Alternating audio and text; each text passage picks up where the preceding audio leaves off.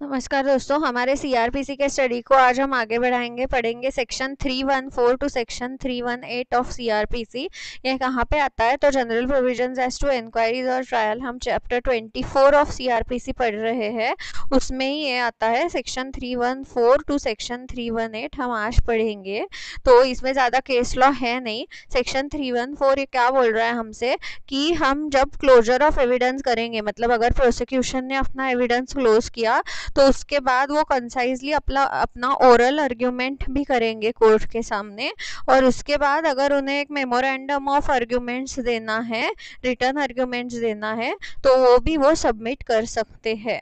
Okay, तो इसमें यह बोला गया है कि एक कॉपी अपोजिट साइड को भी देनी पड़ेगी। आपने जो रिटर्न आर्ग्यूमेंट दिया है उसकी एक कॉपी आपको दूसरे साइड को, अपोजिट पार्टी को देनी पड़ेगी। पर ये बात नहीं हो सकती कि मुझे जज साहब रिटर्न आर्ग्यूमेंट देना है तो मुझे एक डेट दे दो, एडजर्नमेंट दे दो। ओके, ये फाइलिंग ऑफ रिटर्न आर्ग्यूमेंट्स के लिए एडजर्नमेंट आपको नहीं मिल सकता।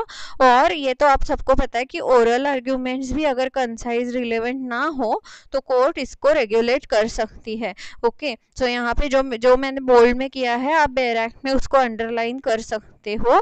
तो ईच पार्टी का जब एविडेंस क्लोज हो जाता है उसके बाद उनको एक मौका मिलेगा कि कंसाइज वो ओरल आर्ग्यूमेंट्स प्रोड्यूस करे और रिटर्न आर्ग्यूमेंट्स भी प्रोड्यूस करे। ओके, देन सेक्शन 315 ये बोलता है accused person to be a competent witness. Okay, हमने 313 के स्टेटमेंट के टाइम पढ़ा था कि वो 313 का स्टेटमेंट ओथ के ऊपर नहीं होता, क्रॉस एग्जामिनेशन का राइट नहीं होता उस केस में। बट यहाँ पे क्या है, यहाँ पे अक्यूज जो है वो आ रहा है एज DW, मतलब डिफेंस विटनेस। वो अपना डिफेंस करने के लिए वो आ रहा है। तो क्या ऐसे हो सकता है? तो जरूर हो सकता है, he can be a defence witness, और खुद का केस प्रूव करने के लिए वो विटनेस बॉक्स में जा सकता है। ओके, बट यहाँ पे ये प्रोवाइडेड को अंडरलाइन करके ये चीज आपको ध्यान में रखना है कि he shall not be called as a witness except on his own request in writing. मतलब ये गारंटी होनी चाहिए कोर्ट को कि हाँ, ये खुद से बोल रहा है कि मुझे जाना है। और ये सबसे इम्पॉर्टेंट पॉइंट है, this is a very very very important point, कि accused person to be a competent witness. मतलब आप इसका ध्यान में रखिए कि अक्यूज्ड पर्सन विटनेस बनने के लिए कॉम्पिटेंट है, इसका मतलब ये नहीं कि उसे बनना ही है। ओके, तो ये चीज सबसे इंपॉर्टेंट है कि अगर वो नहीं बनता, ओके, तो we will not draw any adverse inference against him कि भाई ये बना क्यों नहीं डिफेंस विटनेस, तो क्या उसको खुद का केस डिफेंड करना नहीं है, उसके पास बोलने को कुछ नहीं है? ऐसा नहीं है।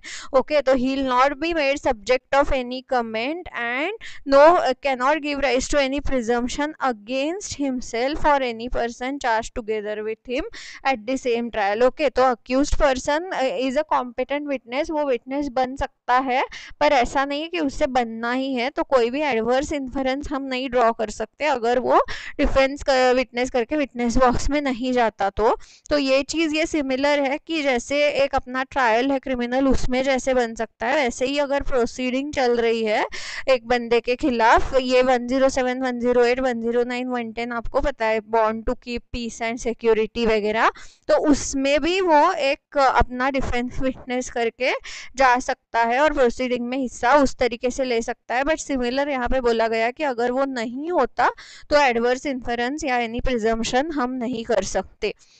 ओके, देन यहाँ पे ये चीज सेक्शन 316 पढ़ेंगे, no influence to be use to induce disclosure. Okay, आपको एक डिस्क्लोजर ऑफ फैक्ट्स चाहिए अक्यूज से, तो आप कोई भी उसको थ्रेट, प्रॉमिस ऐसे नहीं दोगे। पर यहाँ पे ये चीज को आप अंडरलाइन करिए, except as provided in sections 306 and 307।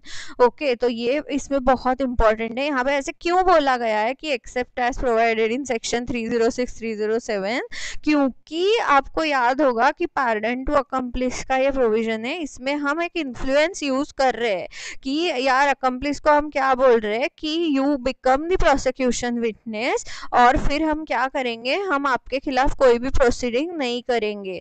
Okay, इसका मतलब क्या है, हम उसको कुछ प्रॉमिस दे रहे हैं सेक्शन 306, सेक्शन 307 में। तो इसलिए इन्होंने बोला है कि सेक्शन 306, सेक्शन 307 को छोड़ के बाकी कोई भी हम इन्फ्लुएंस बाय प्रॉमिस और थ्रेट नहीं कर सकते, so that the accused person should disclose anything. Okay, तो ये चीज़ बहुत इंपॉर्टेंट है, इसमें जो एक्सेप्ट का क्लॉज है वो बहुत इंपॉर्टेंट है आपके लिए।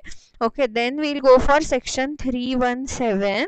तो सेक्शन 317 हम सबको पता है कि it is an exception to section 273। हमने वहाँ पे पढ़ा था कि पूरा जो ट्रायल जो है वो अक्यूज पर्सन के प्रेजेंस में होना चाहिए, मतलब पूरा जो विटनेस एग्जामिनेशन है, जो भी कुछ एविडेंस में आ रहा है वो अक्यूज को पता होना चाहिए। It is given by section 273। तो उसी टाइम हमने पढ़ा था, उसके दो एक्सेप्शन है। 299 में वो बंदा अगर डेड हो गया है वगैरह वगैरह, एब्सकॉन्डिंग पर्सन के केस में एब्सेंस ऑफ अक्यूज अगर होगा तब भी ट्रायल चलेगा। वैसे ही यहाँ पे क्या दिया गया है कि अगर it is necessary in the interest of justice और the accused persistently disturbs the proceedings of the court, तो ये केसेस है। तो मोस्टली हम तो जब एप्लीकेशन डालते हैं 317 का, वी से कि इन द इंटरेस्ट ऑफ जस्टिस उसको ना आने की परमिशन दे दो जज साहब, क्योंकि वो validly represented by his pleader है। सी, यहाँ पे ये भी बहुत इंपॉर्टेंट है, तो आपको ये भी पता चलेगा कि एक एडवोकेट की अहमियत, मतलब उसकी इम्पोर्टेंस क्या होती है। बिकॉज यहाँ पे ये बोला गया है, if the accused is represented by a pleader, तो ऐसा होता है कि जब प्लीडर करके जाता है तो as good as he is the accused person. तो अगर वो validly represented by a pleader है तो हम कोर्ट को बोल सकते हैं कि आप एग्जेम्प्ट कर दो उसका presence in the court hall. Okay, तो ऐसे एग्जेम्पशन के एप्लीकेशन एक दिन के लिए भी हम बहुत बार डालते हैं, या फिर पूरा ट्रायल चलने तक हम बोलते हैं कि उसको एग्जेम्प्ट कर दो, उसका प्रेजेंस एग्जेम्प्ट कर दो। ओके, ये चीज़ बहुत इंपॉर्टेंट है उसमें, और ये काम का सेक्शन है जब आप जाओगे okay in the court hall. Then section 318 procedure when accused does not understand the proceedings। Okay, ये बहुत ज़रूरी है कि accused को जो भी कुछ उसके अगेंस्ट आ रहा है वगैरह वो सब समझना चाहिए। पर अभी यहाँ पे क्या बोला गया है, इफ द accused दो नॉट ऑफ अनसाउंड माइंड, क्योंकि ये ऐसा क्यों बोला है दो नॉट ऑफ अनसाउंड माइंड, इसका रीज़न ये है कि चैप्टर 25 जो है CRPC का, अभी आगे जो हम पढ़ने जा रहे हैं उसमें अनसाउंड माइंड के लिए पूरे अलग से प्रोविजन दिए गए हैं।